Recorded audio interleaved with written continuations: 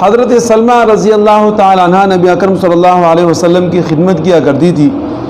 فرماتی ہے کہ جب کوئی زخم مجھے لگ جاتا یا کہیں سوراخ ہو جاتا کسی جگہ کی لگنے کی وجہ سے, تو نبی اکرم صلی اللہ علیہ وسلم فرماتے کہ اس کے اوپر مہندی لگوا لو.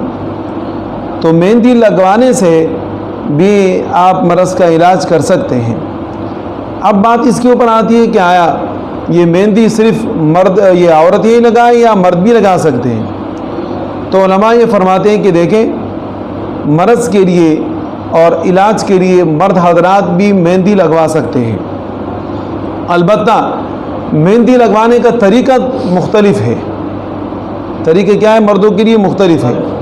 اب عورتوں کے لیے تو کلم کلا اجازت ہے, ان کا حسن ہے, خاص کر ان عورتوں کے لیے کہ جو نئی دلہن بن کر آئی ہے, تو ان کے لیے تو چاہیے کہ وہ مہندی ہمہ وقت لگا کے رکھے تاکہ اندازہ ہو جائے کہ جناب یہ نئی دلہن ہے. یہ کیا ہے؟ نئی دلہن ہے. تو دلہنوں کو تو ہمہ وقت مہندی لگوانی چاہیے. وہ ہاتھ کے اوپر والے حصے پر بھی پھول بنوائے, نیچے والے پر بھی, اسی طریقے سے پاؤں کے اوپر بھی اور پاؤں کے نیچے بھی. یہ ان کا حسن ہے اور ظاہر ہے کہ ان کی مناسب بھی ہے. مردوں کے لیے تو مہندی کا اس طریقے سے کہ بطور علاج کے آپ جو ہے آپ کے پاؤں کو زخم لگا تو آپ اوپر سے اس کو جناب جو ہے نا جہاں لگا ہوا ہے وہاں پر آپ مہندی لگوا لیں. یا جو گھٹنے ہیں, گھٹنے عام طور پر یہ گھٹنے پٹ جاتے ہیں, دیکھا ہوگا نا, چلنے کی وجہ سے پٹ جاتے. انسان کے جسم میں گرمائش ہوتی ہے, معدے کی گرمائش کی وجہ سے یا کیلشیم کی کمی کی وجہ سے گھٹنے پٹ جاتے ہیں.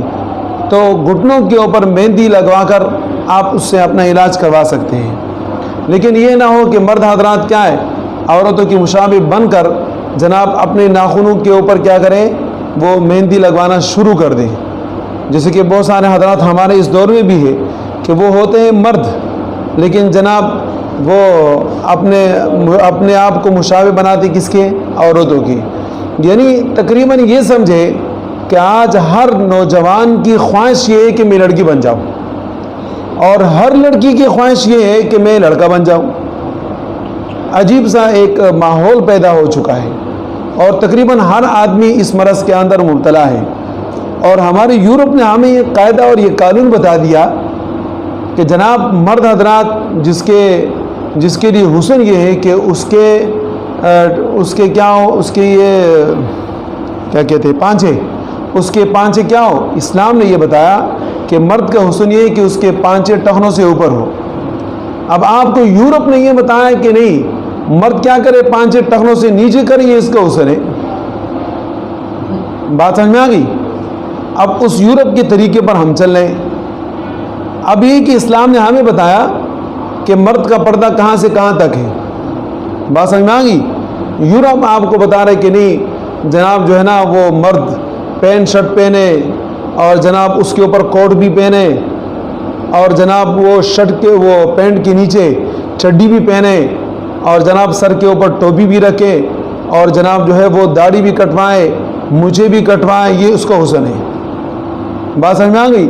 تو نوجوان اس طریقے پر چل رہا ہے. اور خاص کر ہمارے وہ نوجوان کہ جو جناب ان کے سر کے بالوں کو دیکھے تو وہ کسی نائی کی دکان میں جا کر جب وہ تصویریں دیکھ لیتے ہیں تو اس میں بہت ساری تصویریں وہ سر کے بالوں کے بنے ہوتے ہیں مختلف قسم کے. کسی کے سر کے بال یہاں سے کٹے ہوتے ہیں, کسی کا یہاں سے کٹا ہوتا ہے, اور داڑھی کی بھی انہوں نے قسمیں بنائی.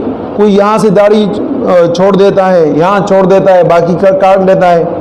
کوئی اس طریقے سے کرتا ہے کہ یہاں سے ہلکی کر دیتا ہے, یہاں سے بڑی کر دیتا ہے. اور کوئی کیا کرتا ہے کہ یعنی اس کے یہ خد و خال بنا دیتا ہے داڑھی کی مذاق اڑانے کے لیے. اب یہ کیا ہے, یہ سارے کے سارے یورپ کے طریقے ہیں اور اغیار کے طریقے ہیں مسلمانوں کو بگاڑنے کے, اور مسلمان ان طریقوں کو اپنا رہے ہیں. اور عورتوں کو شریعت نے حکم دیا کہ وہ مکمل پردے کے اندر رہے, مکمل حجاب میں رہے. تو جناب یورپ نے لڑکیوں کو یہ سکھایا کہ ان کے پانچے ٹخنوں سے اوپر ہو. تو جناب آپ دیکھیں مرد کے پانچے ٹخنوں سے نیچے ہوں گے جو متکبرین کی علامت ہے, جو لعنتی ہونے کی علامت ہے. اور عورت کے وہ پانچے ٹخنوں سے نیچے ہونی چاہیے تو عورت کے وہ پانچے کیا ہوتے ہیں؟ ٹخنوں سے اوپر ہوتے ہیں، یعنی اس کی پوری پنڈی نظر آتی ہے جب وہ بازار سے چلتی ہے، گزرتی ہے، یا سڑک پہ چلتی ہے، یا کہیں جاتی ہے۔ تو جناب انہوں کو یورپ نے یہ سکھایا کہ آپ کا حسن یہ ہے کہ آپ کے 5-6 ٹخنوں سے اوپر ہو، یعنی آپ کی پوری پنڈلی نظر آئے۔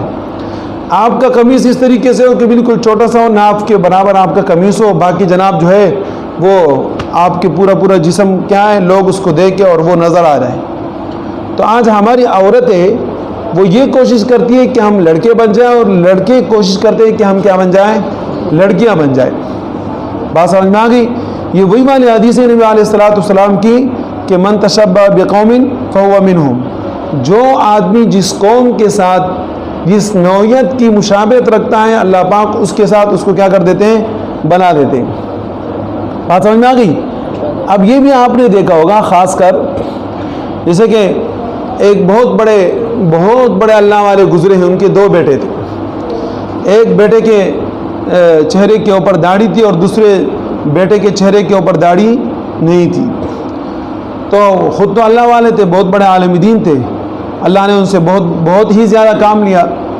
تو ان کے پاس جب باہر سے مہمان آئے ملنے کے لیے، تو ان کا وہ بیٹا آیا ملاقات کے لیے کہ جن کے چہرے کے اوپر داڑھی نہیں تھی۔ تو بیٹے میں علماء نے ان سے فرمایا کہ آپ کا بیٹا ہے؟ تو حضرت نے فرمایا کہ ہاں میرا بیٹا ہے، لیکن ماں کو گیا ہے۔ کس کو گیا ہے؟ ماں کو۔ جیسے کہ اس کی ماں کی داڑھی نہیں ہے، ایسے اس کی بھی کیا نہیں ہے؟ داڑھی نہیں ہے۔ بات سمجھ میں آ گئی؟ تو داڑھی نہ رکھنا یہ عورتوں کی مشابہت ہے، اور مردوں کے لیے حسن، سنت، واجب، فرض وہ یہی ہے کہ اس کے چہرے کے اوپر داڑھی ہو۔ بات سمجھ میں آ گئی؟ تو لہذا ان چیزوں کے اوپر احتیاط کرنے کی ضرورت ہے۔